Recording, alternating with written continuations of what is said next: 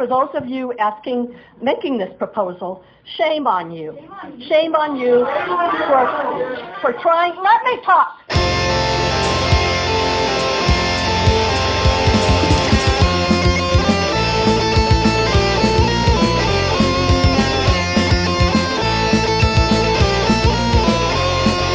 All right, and I did prepare some sound effects to use here because, Evan, we're going to rebrand, all right? Okay. We're going to rebrand the show. It's overdue. Right, so, we definitely need to. So you are now listening to J-Dog and E-Van. E-Van, I like you're a van speeding. Hell yeah. Yeah, going real fast. And we are here to keep you rock hard on your morning commute here on KRHC. I forget if I was actually going anywhere with that bit. I just really want to adopt J-Dog because Shitley he's mad when people call him that, so he doesn't get to claim it. Right. You know? But it's way too cool of a nickname to go to just like a weird culture warrior state representative. That's what I thought. Yeah. But J-Dog is cool. It's nice. Yeah. J-Dog. I like it, yeah. Is there 1 or 2 G's at the end there? I'm thinking of it with 1, but... mid-90s style, we could do double G. Yeah. Yeah, maybe that's how you differentiate you two. Like, you're J-Dog, yeah, G's. Right. Call him double G.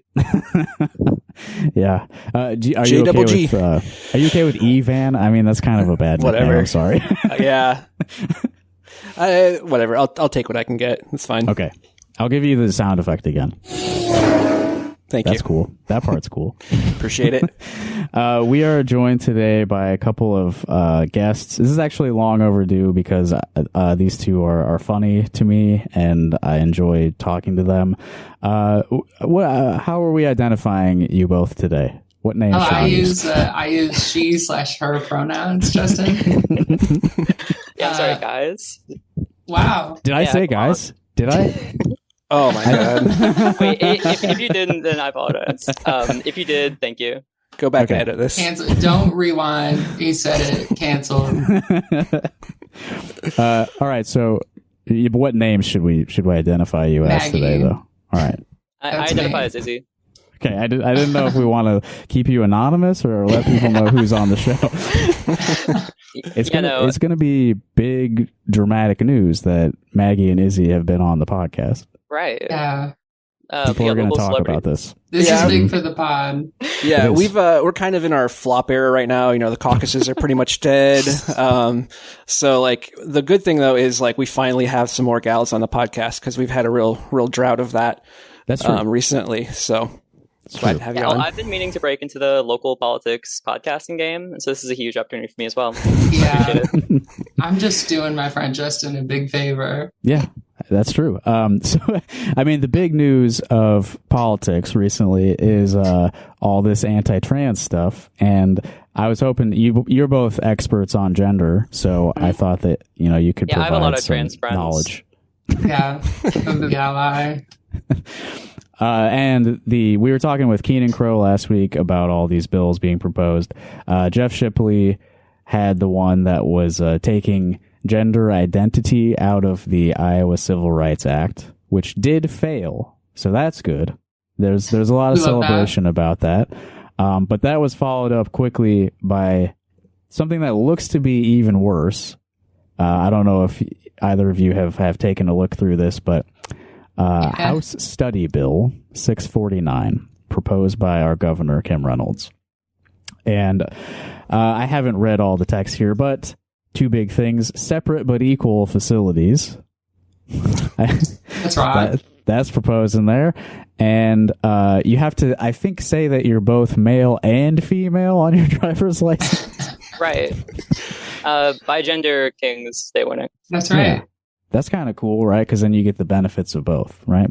Yeah. Well, I mean, there's like pushes to put X on driver's license for non-binary people. And so I think they kind of won. Thank you, non-binary allies, for this. You should get all 3 at least. MXF. Right. That's cool. Yeah. Yeah. X is the coolest letter, so it would be good to have that on a, government ID. Yeah. Elon's fucking molding that we get to put X on there. Well, maybe this is too broad of a question, but how do you feel things are going for the trans community in Iowa? Maggie, do you want to take this? I mean, obviously it sucks, but like at some point there's normal people in this state, right? Like I feel like this is, I don't know. I feel like this is as bad as it can get, right? Because at some point you're just going to be, I mean, they're coming out with like new transgender nephews all the time. And I feel like, at some point it's just going to be like, what are these weirdos doing? Like you have to back off of the culture war stuff at some point, I hope. Right. It's like, I think an increasingly losing strategy for a lot of these people. I don't know. You saw that one like anti-woke, anti-gender governor in Kentucky that was running to like beat the guy that beat him when he was incumbent, and he just like ate shit in that election. You've got these politicians with like nothing to offer. Someone like Kim Reynolds who would like go and endorse Ron DeSantis in the primary against Trump when it's like fucking hopeless just because of gender reasons, and then obviously turning around after that and introducing these new horrifying legislation that just I think demonstrates that they have nothing to offer the people of Iowa except like continued privatization, continued legislation against the most marginalized people they can find, which is immigrants and transgender people. It sucks. But honestly, I'm with my wife. Obviously, I cannot see it getting worse than this, and it's got to be a turning point. I think people are getting sick of their freakish neighbor coming to their door to tell them about top surgery and to go vote for the local GOP guy. Yeah. And you're both lifetime Iowans, right? I am. I'm from South Dakota, which is somehow even worse than Iowa in terms of trans legislation. Like I can't change my birth certificate until I have medical documentation for 7 years. Yeah. 7 years? Oh my God. Yeah. Wow. It's crazy. And so coming here, I was able to change my driver's license where I don't think I would have been able to if I was still a South Dakota resident. But yeah, I've been here since 2008. I went to high school, graduated in 2016. Go Cedar Falls Tigers. You were pointing to the Kentucky governor, whatever that freak's name was, who couldn't beat Andy Bashir. Who can't beat a Democrat in Kentucky? Like, obviously, literally. So, like, nationally, this shit keeps losing over and over, but they keep doubling down on it here in Iowa. Like, why is it still working here, do you think? I mean, I think because it works in Florida and Kim Reynolds wants to do everything her bestie does. That's the only thing I can come up with because, I mean, we're not that much weirder than the rest of the red states. Yeah. I think Florida and Iowa have something in common that's like tons of really old people. Right. I don't know, might be something. But unlike Florida, we don't have any like old people being imported into the state. Right. There's no promise here. It's just people like stay here until they die. It seems like, at least in terms of old people. Nobody comes here to retire. I hope. That's like a fragile base to like rely on. Like, you know, they're gonna die sooner than everyone else. So if you're just appealing to them like as hard as possible with shit that pisses everyone else off, I don't think that they're refilling the ranks of like racist, transphobic old people. Because the old people of the future will be nicer, I think. I gotta be. We hope. Let's hope. All right. So, in the process of Shipley's bill being defeated, he got some support from a woman named Cynthia Yaki. I was hoping that we could maybe talk about her thoughts on I'll just read her. She put this on her Substack, and this is also something she read aloud in support of oh my god Shipley's House File 2082. Somebody, I think Ty Rushing was tweeting about it or something, and I was like, hey, anybody have a name for this person? And here it is on Substack. So thank you to the people who tracked that down. Cynthia Yaki. She called this "The Darkest Secrets of the Transgender Movement Revealed: How Straight Boys Become Autogynephiles and why gender identity must be repealed as a protected class. Yeah, I want to hop in right here and say right away, it's funny that TERFs are doing the same shit that like trans women are doing to each other on Twitter, with classifying trans women into two different classes and pitting them against each other. They're just kind of late to the game, I think. Yeah.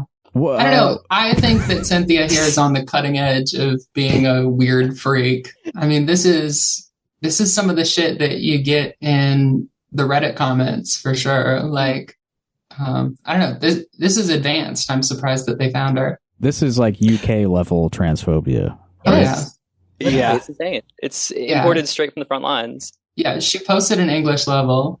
I think anyone who spoke out against this bill probably has like a similar Substack set up to post similar content.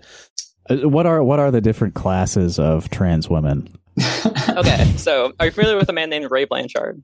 Well, yes, because he is cited extensively in this piece, actually. Yes, it's insane. I had like Jeff Shipley emailing me about like historical figures, like the guy who wrote The Man Who Would Be Queen, which is like a classic the disgusting transsexuals and everything about them type work. And, okay, anyway, but Ray Blanchard in like the fucking, was it 70s? Determined that there was two types of trans woman. There was the homosexual transsexual, which is a gay man who wanted to have sex with straight men, and these are the good ones. Like, you think they'd be bad still, but that's the good one. That's the one who gets. These are the ones playing tricks, right? Yes, exactly. Mm-hmm. But the tricks are better than the evil autogynephile, which he like likens to straight men attracted to women who just like should not have hormones, essentially.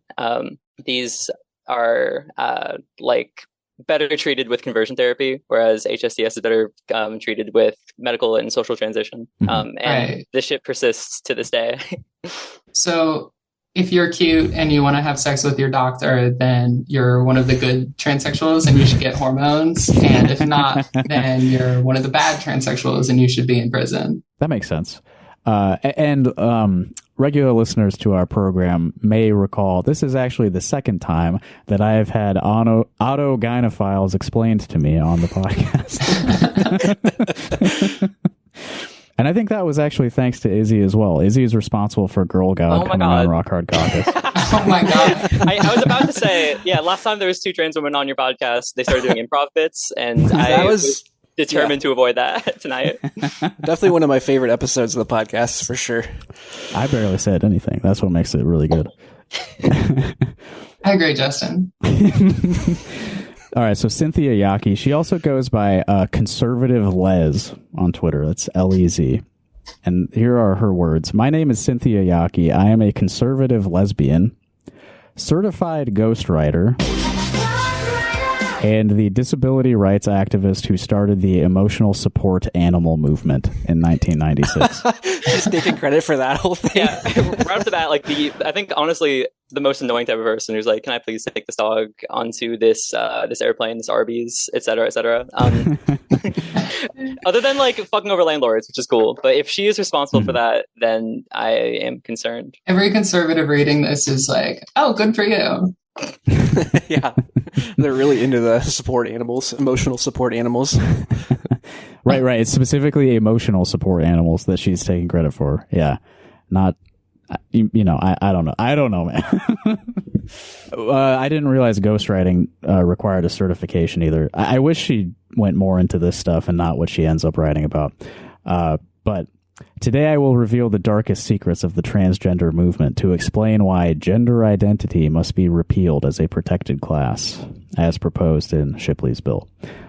She says her interest in House File 2082 comes from the fact that the lesbian community has been wiped out by straight men in dresses who have invaded it to demand through manipulation and threats that lesbians have sex with them.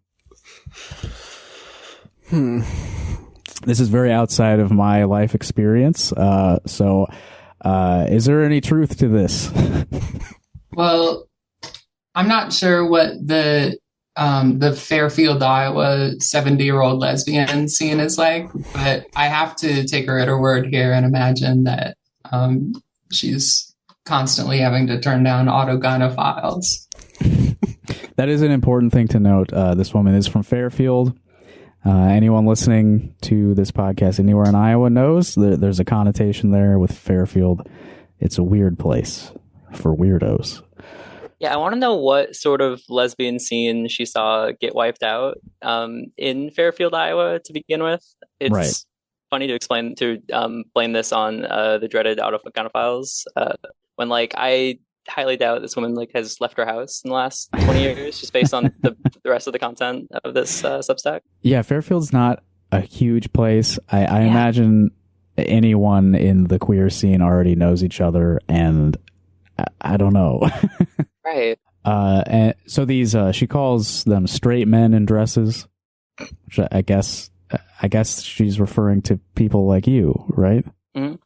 Yeah, well, it's crazy because, in my experience, they're all basically gay guys. They're fucking each other. I'm not really sure what this. So these, as she calls them, straight men in dresses, are seeking proof that they are women because lesbians prefer sex with women. Okay, I follow. The women who reject them face a non-trivial chance of being raped or murdered. Yeah, this is insane. There's a lot going on here. Yeah. I think there might be a little psychological projection involved here. Mm-hmm. The idea that you really want turf pussy, so you're like, no, but they said that they proved it. I'm a woman. You have to have sex with me now. Yeah, is that the way that it works for just any women? Look, I am the object of your desire. Come on already. Technically, you are attracted to me right now. If you are a lesbian, you are attracted to every woman. Those are the rules. That's You're not true. allowed to say no ever. This is dangerous territory that it I'm really in is. right now. It's fucking delusional. You see this come up constantly, and it's like lesbians are constantly pressured into having sex with trans women. Otherwise, they're accused of not being woke enough or whatever. Right. I feel like it's an extrapolation of that sort of content. They're like cringe content of trans women, where they're demanding that they're referred to as women, and then extrapolating that to being oh, you also have to have sex with this woman. Right. It's just I think it's a byproduct of only seeing the absolute worst of trans women online, perpetuated constantly by libs of TikTok, et cetera, and this sort of cringe content just cooks these people's brains. They become insane, obsessed people. What's her name even? Cynthia? Yeah. Cynthia Yaki, yes. Right. Yeah. Also, obviously, the women who reject them face a non-trivial chance of being raped or murdered is, I don't know, obviously distasteful given how many trans women are being murdered by straight guys. Mm-hmm. But, I just, overall, we're seeing stuff that doesn't happen combined with stuff that is already illegal. Right, murdering people. That's already a crime. And as you were saying, I think the data would show that those crimes are being committed by my kind of guy, straight men, not trans women. What do you mean by that, Justin? My kind of guys are responsible for that kind of stuff. I was gonna say I'm a monogamous married straight man and have been for a long time. So I rarely have to deal with any kind of sexual politics at all. But from what I have observed, it seems like the people who try to force other people to have sex with them, those are the ones who end up getting in trouble with anyone who's paying attention. Yeah, one would hope. Right. Yeah, but you see them cite this people not facing any repercussion for it, that the law protects people who, in theory, hypothetically, would rape or murder a stranger for not having sex with them. Where it's what are you citing here? Has this happened before? It's ridiculous. Well, it's a good question. Has this happened before? the headline of the next section is "This is a fight about reality." Yeah, thank God. She's got away with words. Also, every time I say the words gender identity while I'm reading from this, you have to know that it is in quotes. So it's a concept that she does not believe in. She disrespects it by putting it in scare quotes. Yeah, me too, sister. Gender identity must be removed from Iowa's list of protected classes because it has no physical reality and destroys the rights of the protected classes of sex and sexual orientation that are based on reality. Okay, physical reality. Right. So basically saying that you are not physically a woman in reality. It's all mental? Is that what's happening? Right. Like, sort of the blowback from a decade of trans is just man who identifies as woman. Yeah. Allowing these freaks to be like, well, you see, gender identity being separate from sex is detached from reality. Or it's like, yeah, it is. I don't know. Like, I have transitioned my sex. I don't. Yeah. Yeah. I mean, she's talking about transsexuals here, people who are transitioning our sex. And so, I don't know. It's incoherent, but like, what are we gonna? Yeah. Yeah. I mean, it does impact physical reality a lot. So I don't know what she's even really saying there. Yeah. The civil rights protections protect people who appear trans from discrimination that they face for appearing trans. Right. It's based on the reality of you look trans and thus you're denied from a job, from housing, from a credit score because someone perceives you as being trans. Yeah. Not that I want to pit these two camps against each other, but arguably it's more based in physical reality than sexual orientation. Like, right. Yeah, that's more mental than anything. Yeah. For example, protecting gender identity allows straight men. Oh, this is when it gets really fucking crazy. This is what was tweeted about. She said this out loud, like in a committee hearing about this bill. Protecting gender identity allows straight men the right to masturbate in women's restrooms and smear semen on the toilet tissue in every stall.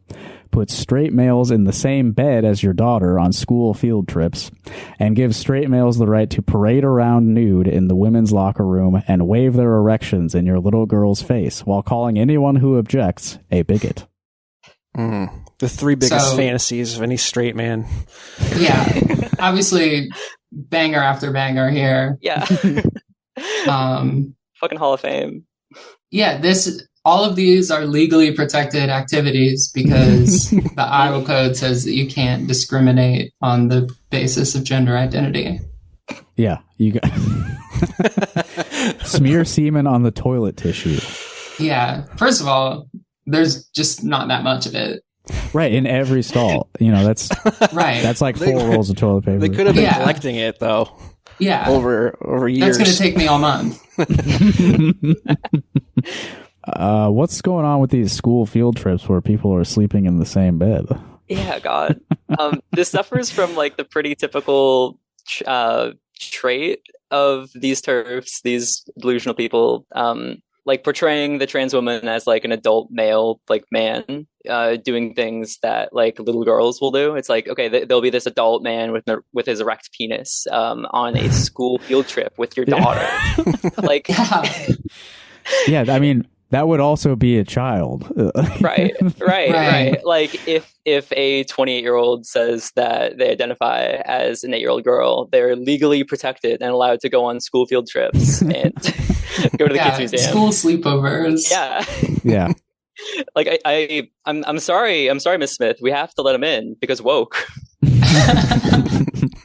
As opposed to high school boys who are blameless in all of this, have never done anything wrong on a school field trip to any of their classmates. Not until the law told them that they could be women. Yeah.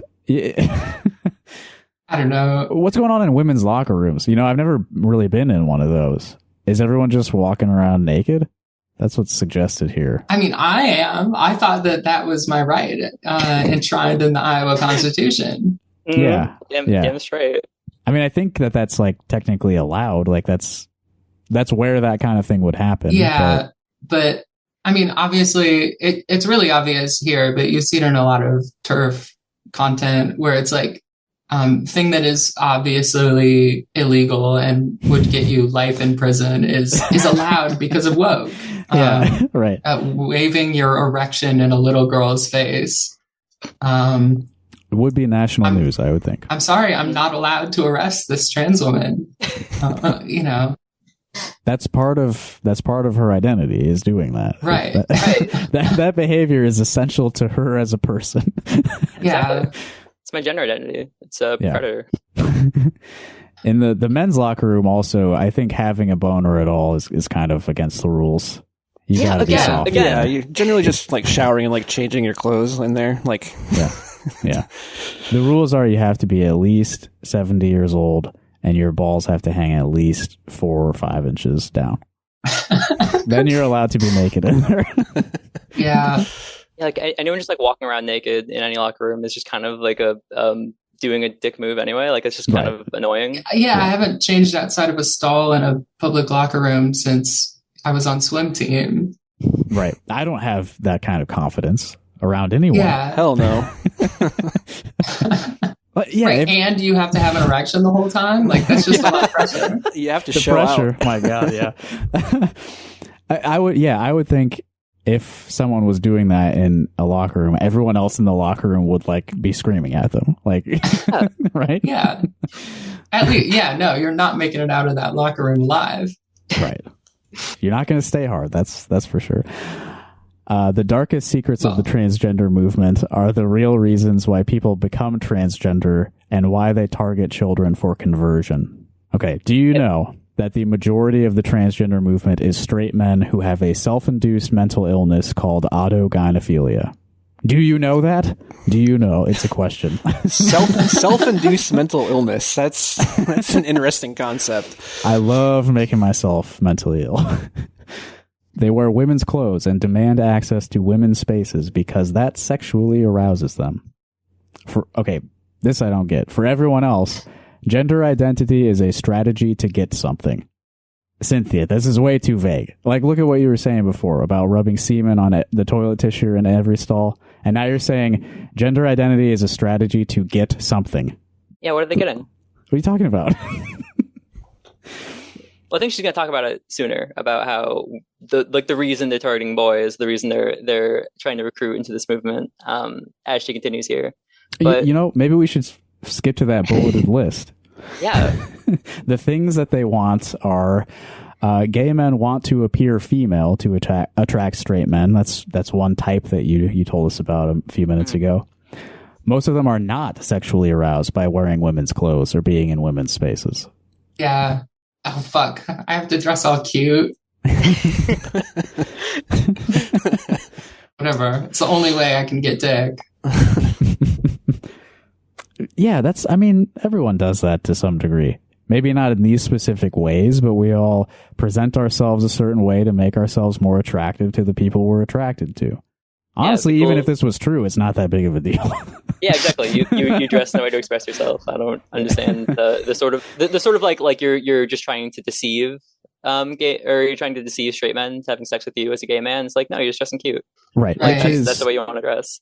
Which is itself a very dangerous thing to do. So I don't think that's really what trans women are trying to do. We're reading this as like, oh, what's the big deal? She means, oh, we're trying to trick straight men into having sex with us, and then, aha, you're gay. You know, and they'll react. They'll just be ashamed. No be chill about it.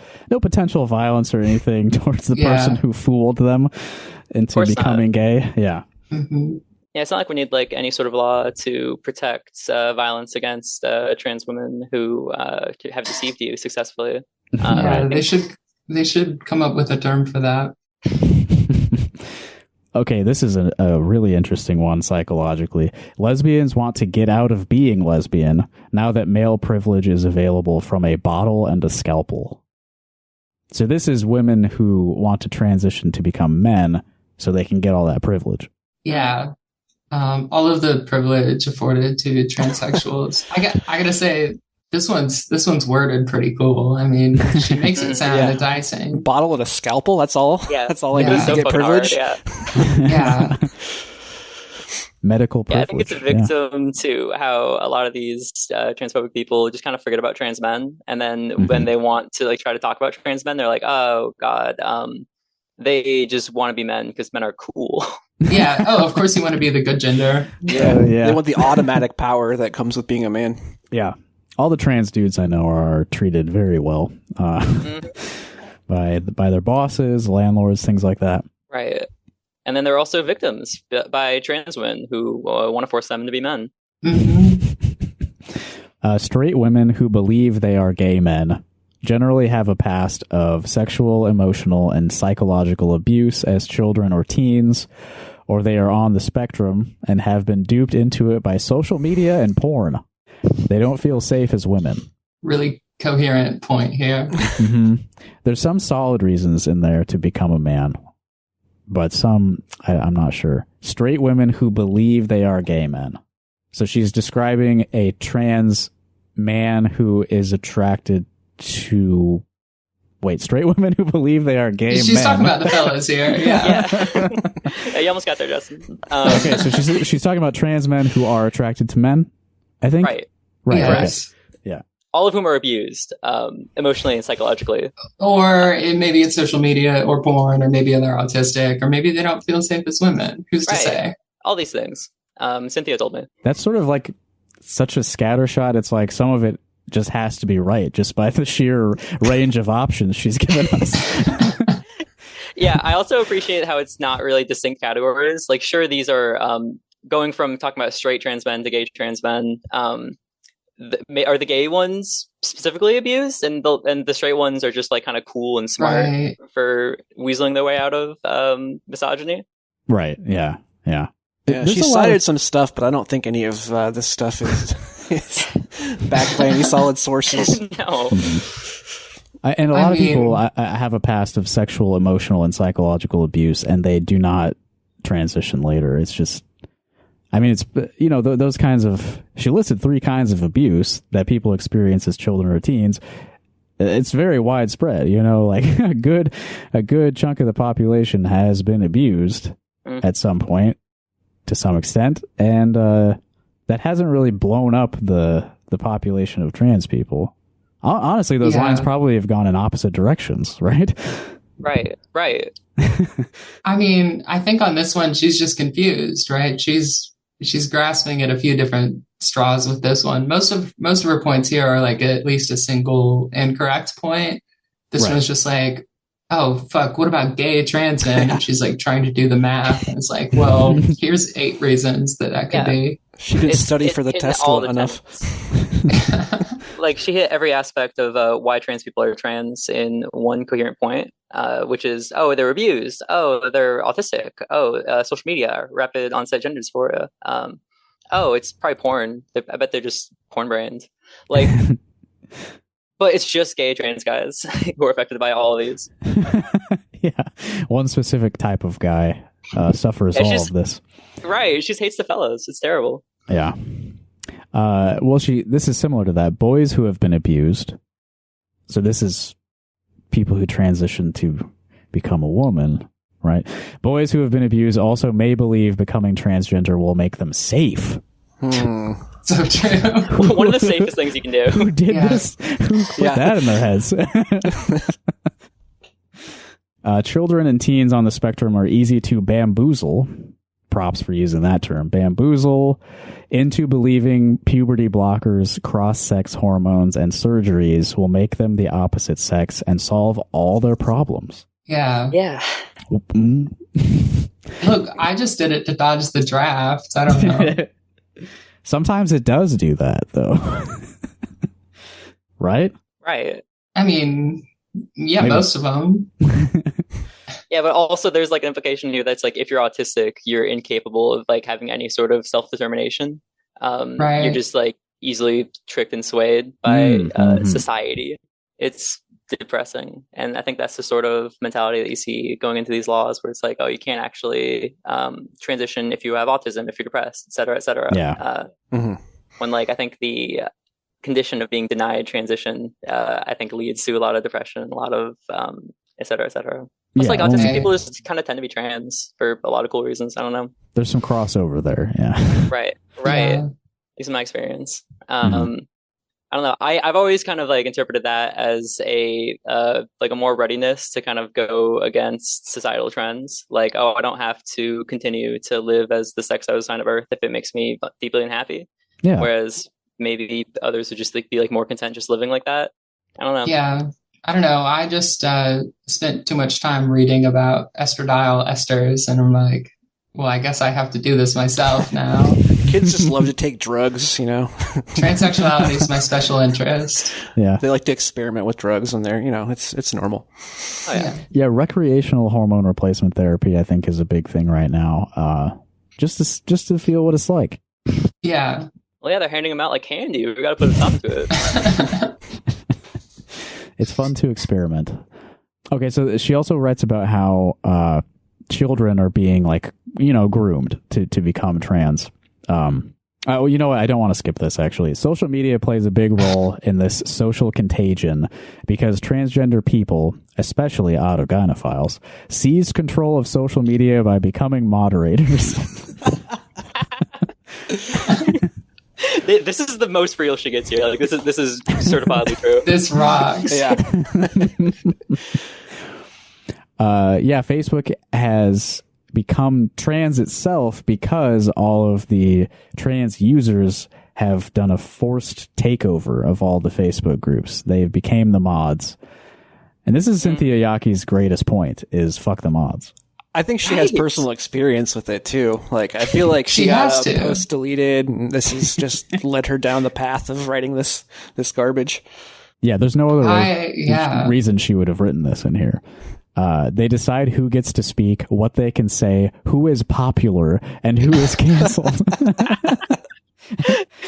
I'm desperate to know. I was searching, like, I was trying to figure out if she got banned from somewhere. I spent maybe half an hour Googling earlier, and I've exhausted all my leads. I have no idea. No, this is like, I don't know. She strikes me as like a Kiwi Farms type user. Like, she's on the cutting edge of being transphobic. And so my only thought is that she's talking about troons here. Like, she or someone she knows has been banned from the Something Awful forums. Yeah, probably like 2014 era. Banned by one of the social justice warrior mods of the fucking cartoon subforum. That'll radicalize you if you're 65 years old at the time. And importantly, I think Something Awful for mods, I think Reddit subreddit moderators, I think those control society. And if you control the subreddits, you control the will of people. This is true. That's right. Yeah, absolutely. They're the real 1%. You're guiding the public conversation. You're setting the boundaries for what can be discussed, what is an acceptable position to take. You're shaping society by moderating the subreddit. Yeah. Right. We have all the power. We already won. All right, society is trans now. Yeah, I may happen to be an autogynophile who's a Reddit power mod, but only because regular expressions are my special interest, and I made one that can match every slur and automatically delete it. Okay, to repeat. Hang on, what's she repeating? I don't know. To repeat, autogynephiles and their fellow travelers get control of your children through their schools, social media, and even their doctors and therapists, so they can dupe people into believing they were born transgender and use that to claim rights that have no connection to reality. Yeah, where are my fellow travelers at? Is it referring to like allies? Like, who are you two our fellow travelers tonight? Yeah, I guess I'm a autogynephilic fellow traveler. Thank you, Justin. I love taking road trips with autogynephiles. Sick. So they specifically are pressuring kids into transitioning because the younger a person transitions, the easier it is for them to claim scientific evidence that this is like innate within you from a young age, right? That's what she's trying to say here. Yeah, Yeah, it seems like rather than something that you decide to do as a perverted adult man. Right. Yeah. Unlike most of us. I think that's her point is they're targeting children so they can say they're born that way or something, which is interesting because a lot of these people will go halfway and will say, oh, well, if you knew since you were 5 years old, then sure, you have a mental illness, you're transsexual. But if you're coming out at 25, fuck you, you know? Yeah, I mean, everyone that I've talked to about their like personal experiences with this, it tends to be something that they've thought about since they were pretty young, generally. Yeah, I mean, it varies. I think there's an effect where if you knew as a teenager, which is really common, but like you grew up in a conservative family, you don't come out until much later because you're conditioned very strongly against that idea, or you know. Yeah, other a lot methods. of trans people will like kind of live in a state of like detachment, like they'll just be kind of like like just drifting through the world, just kind of running on autopilot. Like until they're able to like make this connection, and be like, oh wait, I'm miserable as the sex I was assigned at birth, and like they seek to change that, and they end up being a lot happier. And if a kid realizes that right away, like that fucking rocks. You should encourage that. But a lot of these people are saying, oh no, that kid's actually mentally ill, and they should be converted instead of like allowed to just express themselves. So they want to be expressed. You hate to see it. Yeah, they should not be allowed to treat that mental illness. That mental illness must be fed until it overtakes them. Right. And I imagine that especially happens in places like this, where it's increasingly like criminalized to transition. Yeah. Oh, God. Yeah, right now, if you're a trans kid in Iowa, you have to like go out of state for every injection, you know?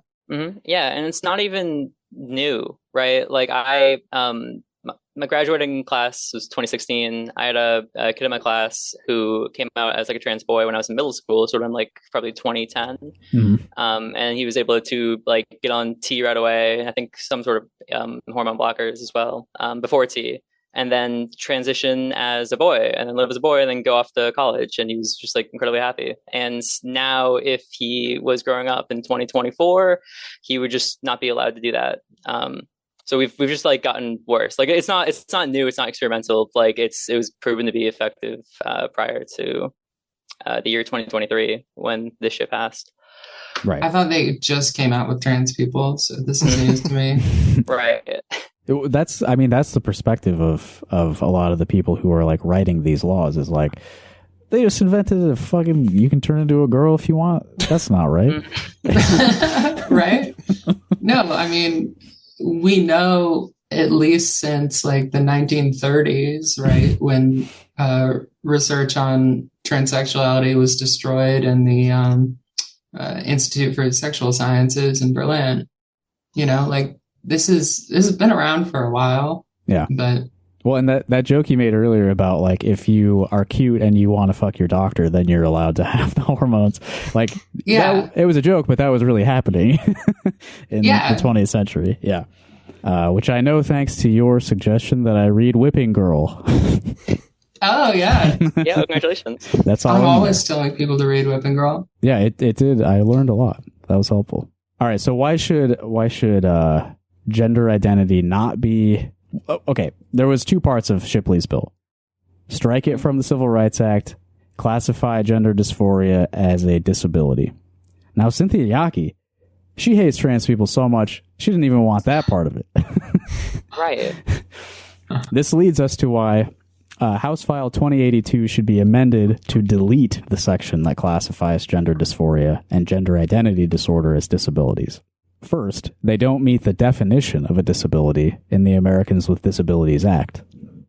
Very helpfully not defined here. Where's the definition there? No citation or explanation. Yeah, that is a standalone point, and it's very strong.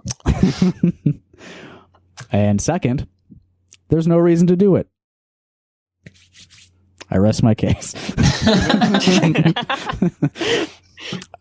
She says that symptoms such as depression and anxiety already have established standards of care. It's like ridiculous framework. Like there's established standard of care to gender dysphoria, and that's social and medical transition. which the state has banned. But here she's saying like, oh, actually, no, we shouldn't even do that. We should just treat the downstream effects of gender identity dysphoria. Yeah. To my knowledge, the best medical practices are to treat the symptoms, not the disease. That's what I've been informed.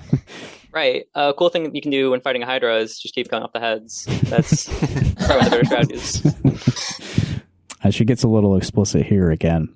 The third reason that this should not be classified as a disability. This one really speaks to me. Even if you want to spend taxpayers' money that way because you are a compassionate person, bear in mind that you also are going to have thousands of people in your face demanding for you to explain why they can't get their wheelchair because too many lesbians got their $1 million fake penises this year because they couldn't affirm their gender identity hard enough with a $100 over-the-counter strap-on dildo in their pants, and there's no money left. These transsexuals and their platinum penises. That is all. First of all, there's an economy sentence. of scale here, right? If you're giving every lesbian a fake penis, they're going to be cheaper than $1 million, Cynthia. That was all one sentence. I just wanted to do a quick word count on that. That's an 80-word sentence that I just read. Wow. Big reader. Okay,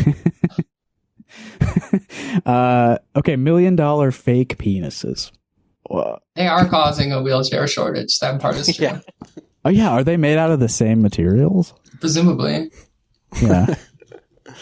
You take apart the big wheels and then sort of like the balls.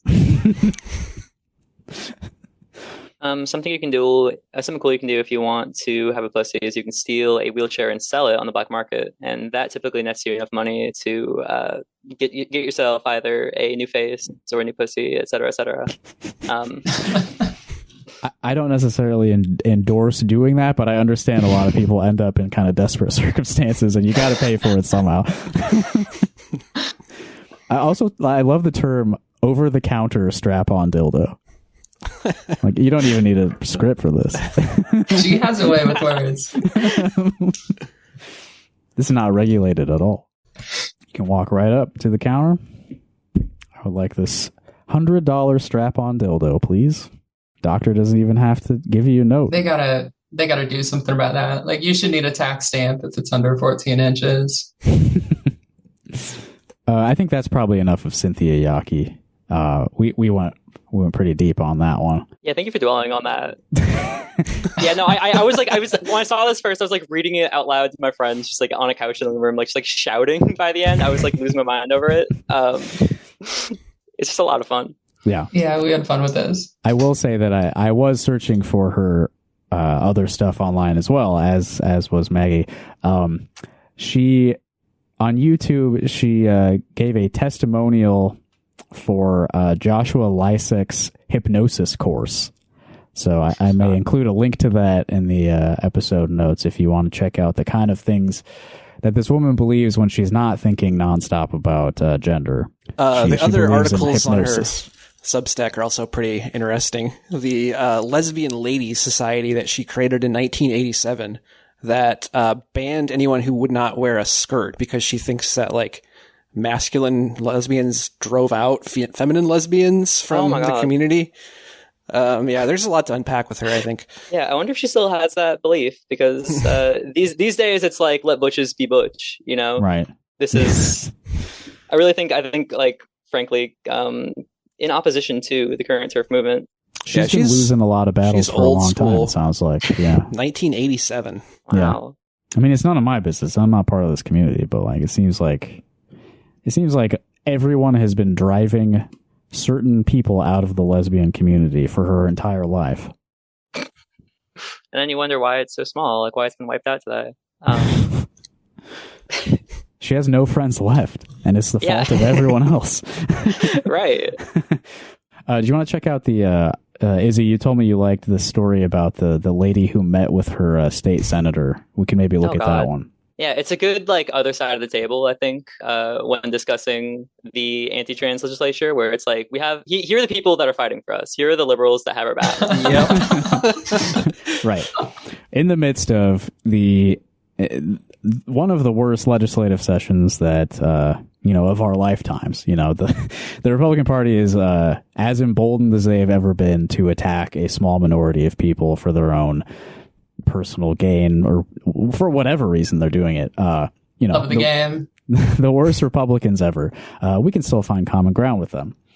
As we learned in the Des Moines Register from guest columnist Cindy Hickman on January 29th. The headline is Opponents, Not Enemies. What I learned meeting my state senator. She gives a lot of background about like what a legislature is, which we can probably skip over, but well, I think the whole story here is she found out what a legislature is and she's like, what a fantastic idea. Then decided to, write a 5,000 word article about it. Representative democracy? I don't have to think about this shit myself. I can vote for some asshole to do it all. Well, thank God. What will they come up with next? All right, I'm going to skip a lot of her background info. Did you know the Iowa legislature began convening as an assembly in 1838? Big facts coming through. Yeah, cool trivia. I wonder what they were legislating at that time. Probably good stuff, right? 1838 was a great time to be alive. In 2022, I moved into a different Senate district. I wanted to meet the person who represented me in the Iowa Senate. That person is Senator Brad Zahn. Have you heard of Brad Zahn? Do we know who that is? Not until this article, honestly. Okay. He's the one who looks like a 13-year-old boy suddenly became a 55-year-old man. Oh, my God. That's what he looks like. And that was J-Dog. No, he's not. They all suffer the yet. Same disease, I think. he's a what's boy in the water in this state? Shipley is a boy who suddenly became like maybe 35. Oh, okay. Shipley still looks like concerningly old, though. Like, just I think looking he's at his face. younger than me, actually. Shipley, it looks like maybe not all of him has been growing at the same rate. Like, right. If you, I don't know. Somehow it feels like he's trapped inside of his own face in a way, He just looks so sad all the time. Yeah, there's a lot of pain in his eyes. Yeah. Well, Brad Zahn has a bit of a history, too. I'll fill you in on just what I remember. He used to be the mayor of a small town. I forget which town it was. But while he was the mayor, he had the cops called on him one night because he was like stalking and harassing his ex-girlfriend. He was like standing outside of her residence, like yelling, calling her a whore, I think. Just like screaming in the middle of the night. And also, I think this has happened multiple times. He has gotten in trouble for bringing a gun into places like the airport. To the airport, yeah. He took a gun to the airport, which is like, pro move. Yeah. God, I'm a state legislator. Like, yeah. I'm allowed to carry a gun to the airport. I am the law. I write the damn laws. I can fucking enforce them. God. Yeah, I guess that's the kind of person that wants to go into Iowa state politics. Yeah. But when Zahn votes in the Senate, he votes on behalf of the people of his district. That's right. This isn't even Civics 101. This is like Civics 1. I wanted to know who he was, and I wanted him to know me. You are really padding out the word count here. I could have researched him online or in social media, but I didn't want to do that. I wanted to talk with him, hear his story and his positions, and I wanted him to hear mine. And I'm going to do a Control F Zahn on the One Iowa list of anti-LGBTQ bills being introduced right now. Oh, you're going to have to check the list of good people who are nice. Well, I can tell you he was a sponsor on the Don't Say Trans style legislation that would ban mention of gender identity from kindergarten through 8th grade. Yeah, good stuff. Yeah, his name doesn't come up as a sponsor of anything else, but, that's good enough. I'm sure he's voting in favor of all this shit. But she didn't bother to research any of that before she met him, because that would, spoil her opinion of him. Right. Well, that's just everyone in his district wanted him to do that. Yeah, if she would have looked him up online prior to meeting him, she would have been biased by the allegations against him and not gotten the full picture for who he is. Also, her phone doesn't have a browser on it. There's just one button that calls her son.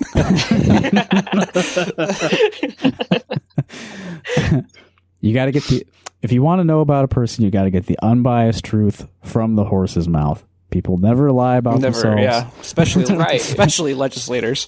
Yeah. There's so much fluff in this article. The Capitol building is impressive. The Golden Dome can be seen for miles. That part is true. It's a beautiful building. I do love this part. Just outside the entrance, there was an official-looking sign that read, "Only concealed pistols and revolvers are allowed in the Capitol building. No other weapons or explosives are allowed. All person and packages are subject to search." It's a very fun detail. That is a to useful include. piece of information. Yeah. Yeah, you can conceal carry in the Iowa Capitol, according to that all-caps sign that she read and told us about. Sure, Brad Zahn takes advantage of that. I'm fairly confident he does every time he goes to work. From the pictures I've seen. I think everyone should exercise their rights in this capacity. Yeah. All right, when does she fucking talk to him? We're like halfway through. She hasn't met with him yet. Here we Yeah, go. literally, it's like preamble of like a field trip visit to the state capitol, Yeah. where she saw the pretty buildings and the paintings. Yeah. If I didn't know there was a guy actually named Brad Zahn, I would just assume this was a piece of fan fiction. Iowa legislature fanfic. a budding new subgenre on the fanfic fan Yeah, site. check out Yeah. my IO3. I got some good stuff on there with Jeff Shipley ships. Well, that's the way it's written. It's Shipley like, ships. yeah. I asked Zahn about his background and how he came to serve in the Senate. He explained that at one time he owned a hardware store on a busy street in Urbandale. That's how they all start. The city council decided to restrict parking on the street near his store. This hurt his business. This prompted him to get involved in city government. That's yeah. It's a normal reaction, right? That's That's the the backstory of all these guys. The battle that never ends is parking in Des Moines, Iowa. Like the most parking lots per square mile of like any major city. Oh my The god. man fights for what he believes in, which is car. Car. Car and gun. So, the two big ones. So important. But yeah, this is kind of the backstory of all guys like this. They owned a small business, probably the worst boss you've ever had. They were slightly inconvenienced by some minor municipal decision, and so it was like, I will overthrow this government and become the mayor myself, which he did. He was the mayor of Urbandale. That's what I was forgetting.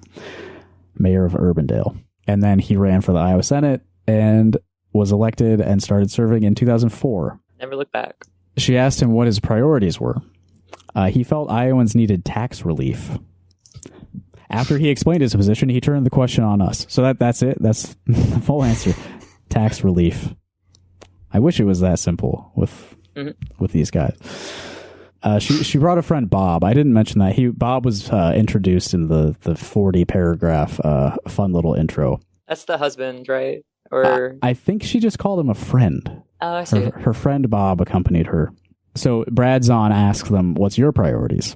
And Bob grew up in rural Iowa and says clean water is his priority. So this guy sounds like a liberal. This is strong character development here. Water Bob. He wants clean water. Check out the pod. Which hasn't had an episode in like a year, I think. Yeah, well, that's okay. Still learn a lot from the ones that are out there. Yeah.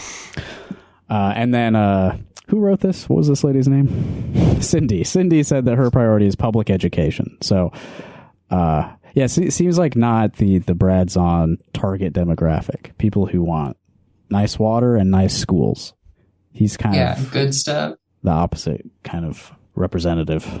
Yeah, she even says here, even though the legislature had been in session less than a month when we met, it had already passed the school voucher bill to provide funds to parents who wanted to send their children to private schools. Zahn supported that law and enthusiastically described its importance, saying that he had seen amazing achievements in private schools. I replied that all children should have opportunities to achieve. And just ends there too. Like there was no further conversation. They just continued talking, I guess. Yeah. Well, this part's kind of nice. It almost becomes a confrontation. I also said that people would remember the voucher bill when election time came around. Zahn asked if that was a threat. He's already reaching for his waistband. Yeah, his hand goes under his jacket. Are you threatening me? Brad Zahn lifted his shirt over his head and Are you threatening me? This was all very civil, people sitting across the table, disagreeing on priorities, but respecting one another's positions. It's the most important thing. Like, I'm glad they still had mutual respect. We had agreed to meet for half an hour. We talked for longer, and when we left, we shook hands. Formalities were set aside. I was Cindy and he was Brad. Well, shaking hands is a formality. That's a formality, yeah. Yeah. We hugged and kissed.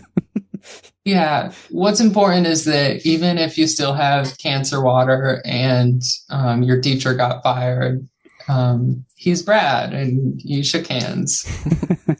As long as we can sit across from each other and never raise our voices at all and just calmly state that we are like opposing ideologies and then leave, nothing having been gained by either side.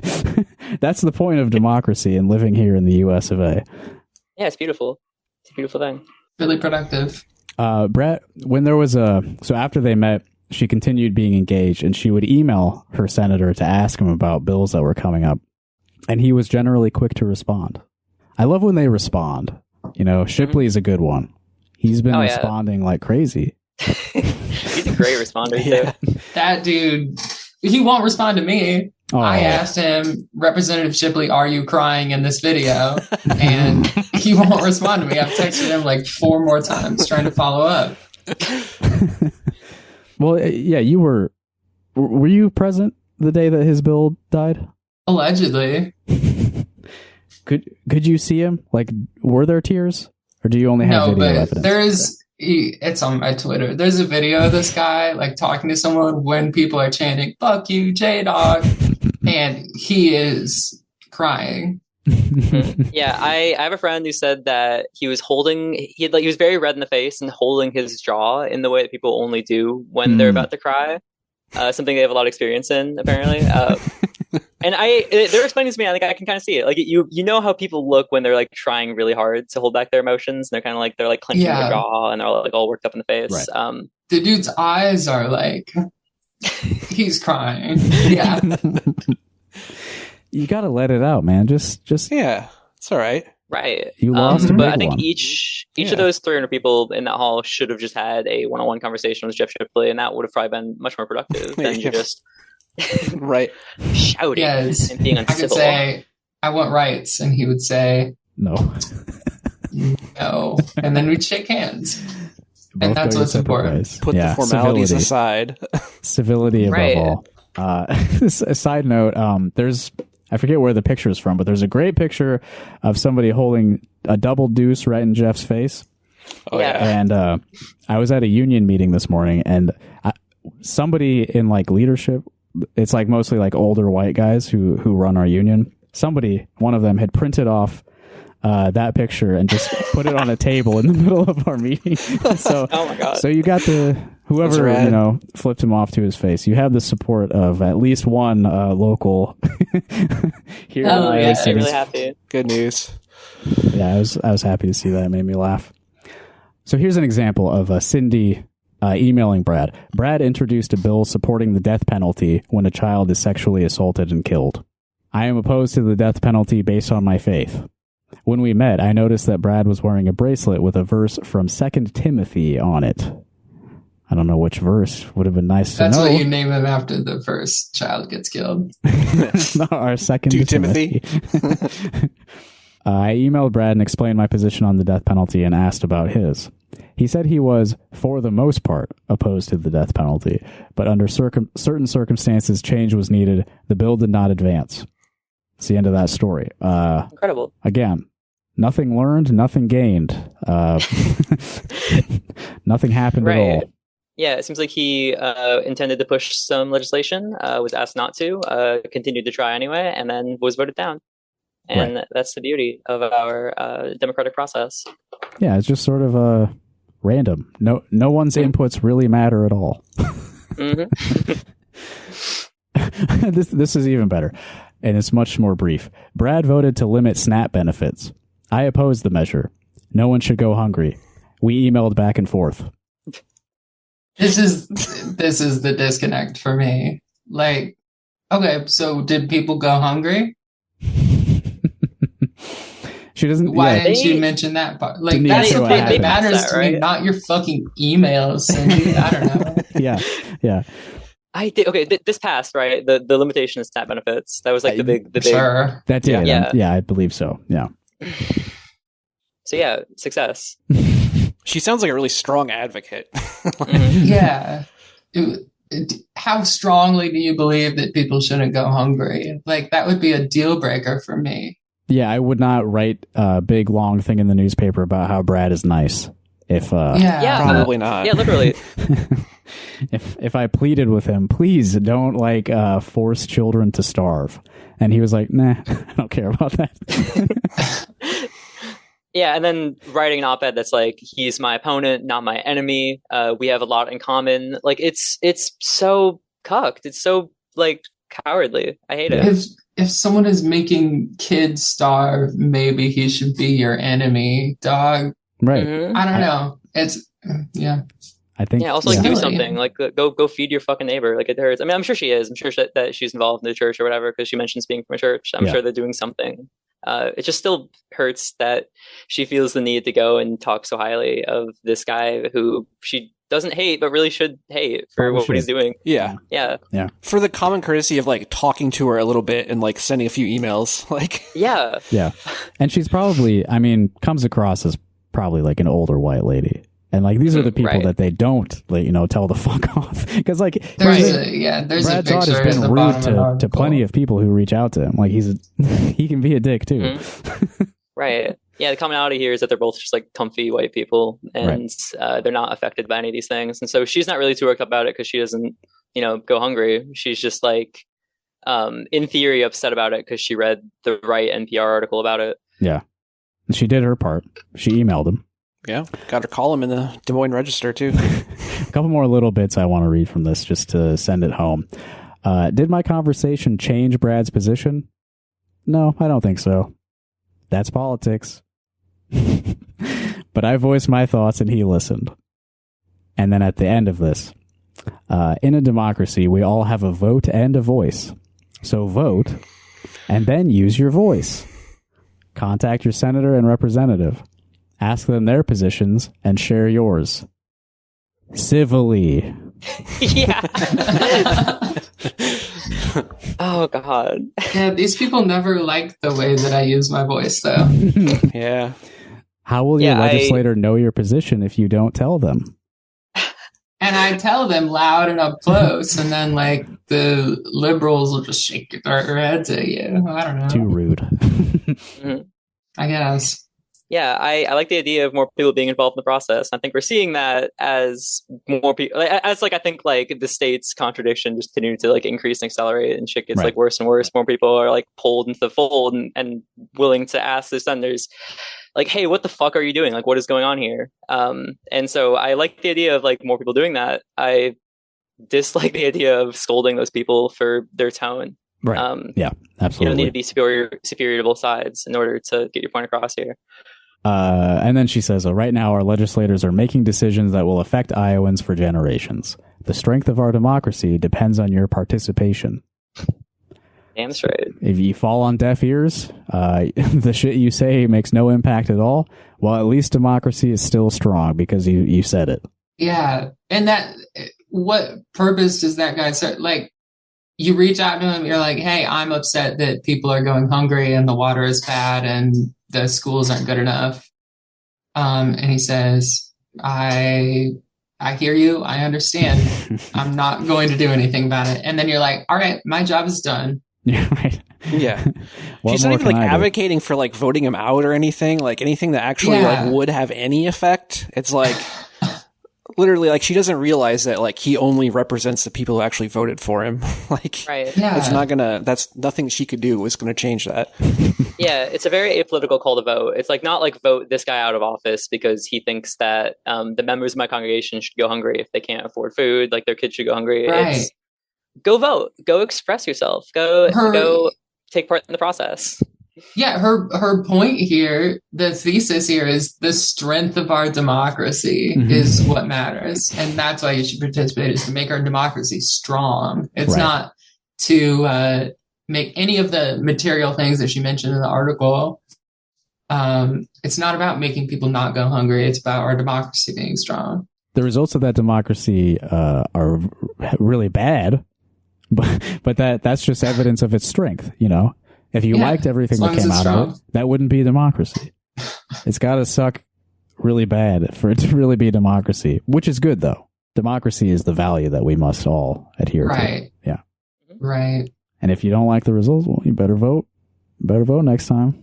Yeah. If shit's really bad, it's your fault for not voting. It's your fault for not emailing your senator to ask him to be nicer. Don't blame me. I emailed Brad. And just for clarity's sake, there is a picture of her at the end. I was right. She is an older white woman. And Izzy, not only does she participate in the church, she's a pastor for the West Des Moines Methodist Church. That's right. She's a fellow Methodist. Thank God, too.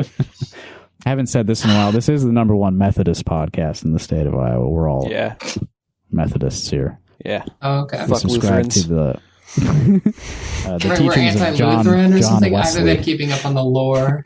Lutherans are some kind of cult. I've been told by a strange man that has called in a few times. Speaking of calling in, actually, do you want to hear this voicemail we got? Yeah, please. It's from, by all means. It's from a guy that we talked about a little bit today. Is it actually from him, or is it from one of our friends doing that? Mm-hmm. This is I'll let you decide. Iowa State Representative Jeff Shipley, and I saw on the post on X.com from your podcast about asking to speak to me, and I decided that I would call in, so maybe we could have a frank and honest and open debate about this. Mommy!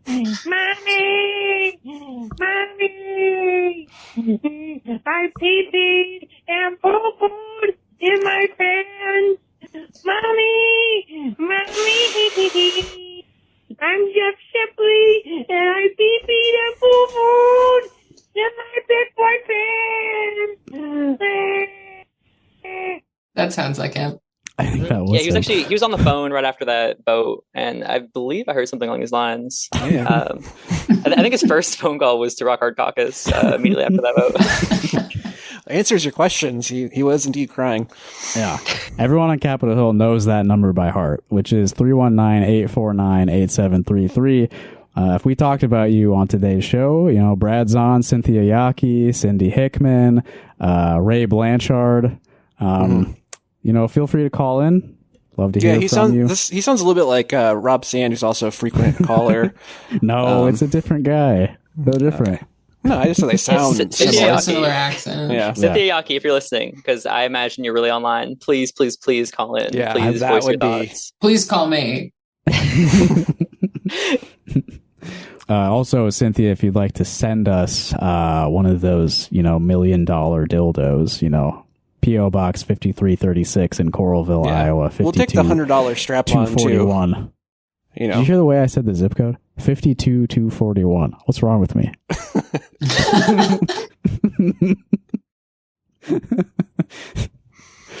We should probably start wrapping up, though. Maggie and Izzy, you have anything you'd like our listeners to know about? If you are selected for a jury trial on Tuesday, February 6th, you've heard of transgender and you think that it's okay. You don't know about anything else they're talking about, and we're not guilty. I endorse that message. If you're free on Tuesday and more likely Wednesday, Tuesday afternoon probably, Wednesday morning, whatever time, head to the Johnson County Courthouse and witness the trial of the century while two local trans women are tried by the state for prank style crimes. Yeah. For alleged, are we talking about what it's for? Is he? Allegedly. Yeah, for allegedly dumping thousands of glass marbles inside of the Iowa Memorial Union.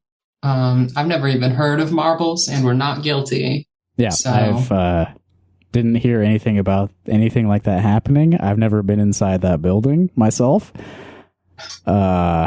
Yeah, I don't know anything about this, but it sounds like a hell of a time. Yeah, same here, but yeah, we're happy to signal boost that. Thank you. Thank you. So that's Tuesday afternoon and Wednesday all day. Oh, it's afternoon on Tuesday. Okay.